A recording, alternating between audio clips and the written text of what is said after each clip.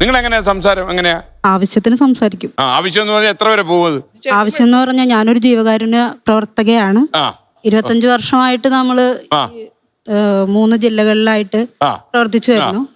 അപ്പോ ഈ സംസാരം എന്ന് പറയുന്നത് നമുക്ക് ചിലപ്പോ ആവശ്യം തന്നെയാണ്. ആവശ്യമാ. അല്ല, സംസാരമാണോ പ്രവൃത്തിയാണോ ഇഷ്ടം? രണ്ടും വേണം. രണ്ടും വേണം. പക്ഷെ ഈ സംസാരം ഇല്ലെന്ന് പറഞ്ഞ് കൂടുതൽ സംസാരിക്കുന്ന ഈ ഇദ്ദേഹത്തെ പോലുള്ള ആൾക്കാരെ കുറിച്ച് എന്താ അഭിപ്രായം? അവരുടെ ഉള്ളിൽ കുറെ അധികം കാര്യങ്ങൾ പറയാനുണ്ടായിരിക്കും. പക്ഷെ അതിനുള്ള ഒരു സ്പേസ് കിട്ടാത്തത് കൊണ്ട് ഇപ്പൊ കിട്ടി.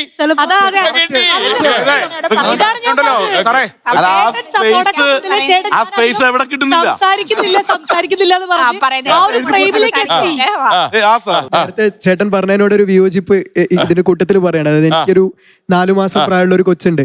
ഞങ്ങളും എറണാകുളത്തുള്ള സമയത്തായിരുന്നു ഭാര്യ പ്രഗ്നന്റ് ആവുന്നത്.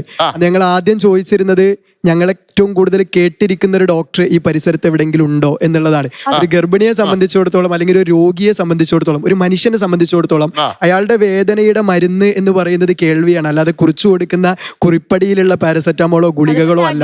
അപ്പൊ കേൾക്കുന്ന ഡോക്ടർ എന്നുള്ളതും കേൾക്കുന്ന സർജൻ എന്നുള്ളതും കേൾക്കുന്ന ഒരാൾ എന്നുള്ളതും ഏറ്റവും പ്രധാനപ്പെട്ടതാണ്. അവരെ ലോകം വെറുക്കുകയല്ല, മറിച്ച് ചേർത്ത് പിടിക്കുകയാണ് ചെയ്യുക എന്നുള്ളതാണ് എന്റെ സാഹചര്യം. മൂന്നാമതൊരാള് കാണുമ്പോഴാണ് അവൻ ഇൻട്രോവേർട്ട് ആണ് അല്ലെങ്കിൽ എക്സ്ട്രോവേർട്ട് ആണെന്ന് പറയാ. അവന്റെ ഉള്ളിൽ അവനാണ് ബെസ്റ്റ്. ഓക്കെ, ചിലപ്പോ ഒത്തിരി സംസാരിക്കാൻ താല്പര്യമില്ലാത്തവർക്ക് എന്താണ്, ചിലപ്പോ ക്രിയേറ്റീവ് ആയിട്ട് ഔട്ട്പുട്ട് കൊടുക്കാൻ റെഡി ആയിരിക്കും.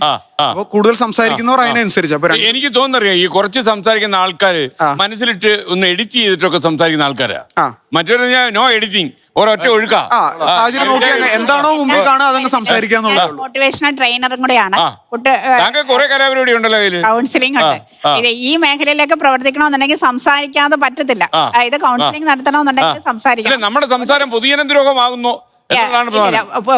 മോട്ടിവേഷൻ കൊടുക്കുക എന്ന് പറയുമ്പോൾ ആൾക്കാരുടെ പരിവർത്തനം കൊണ്ട് തന്നെയാണ് നമ്മൾ ഉദ്ദേശിക്കുന്നത്. അതായത് ഒരു വീട്ടിലെ, ഞാൻ ചെറിയ കുട്ടികളെ ട്രെയിനിങ് ചെയ്യുന്നതാണ്. ഒപ്പം തന്നെ ഒരു കുടുംബത്തിനെ തന്നെ വിജയത്തിലേക്ക് വരിക്കാനായിട്ട് എനിക്ക് സാധിക്കുന്നുണ്ട് എന്നുള്ളത് വളരെ സന്തോഷത്തോടെ പറയാം.